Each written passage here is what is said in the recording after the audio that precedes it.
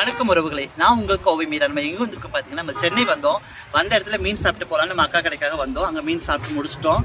அவ்வளோ வேறு லெவலாக இருந்துச்சு, டேஸ்ட்டில் அவ்வளோ அழகாக இருந்துச்சு. அதுக்கு ஆப்போசிட்டில் பார்த்தீங்கன்னா மீனெல்லாம் க்ளீன் பண்ணிட்டு இருந்தாங்க. அங்கே வந்து பார்த்தீங்கன்னா நம்மளோட உறவுகள், அதாவது என்ன பார்த்தீங்கன்னா, நான் வந்ததுக்கப்புறம் அம்மா நாங்கள் வந்து கவச்சை புழங்கிருக்கோம், உங்கள் மேலே பற்ற போதுமான்னு சொல்லிட்டு அந்த அளவுக்கு ஒடியாந்து என் மேலே அவ்வளோ அக்கறை எடுத்துட்டு என்னோட உறவுகளை பார்த்தோன்னே எனக்கு மனசுக்கு அவ்வளோ சந்தோஷமா இருந்துச்சு. பாருங்க எவ்வளோ மீன், இது என்ன மீனுமா பாருங்க, பாரு இந்த பக்கம் பாருங்க, யாராவது இதெல்லாம் க்ளீன் பண்ணிட்டு இருக்காங்க.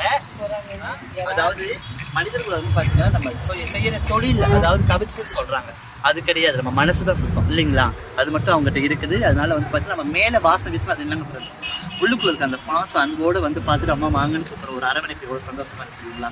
அது மக்கள்கிட்ட பார்த்தோன்னே எனக்கு அவ்வளோ சந்தோஷமா இருந்துச்சு. ஒவ்வொருத்தரும் மீன் க்ளீன் பண்ணிட்டு இருக்காங்க.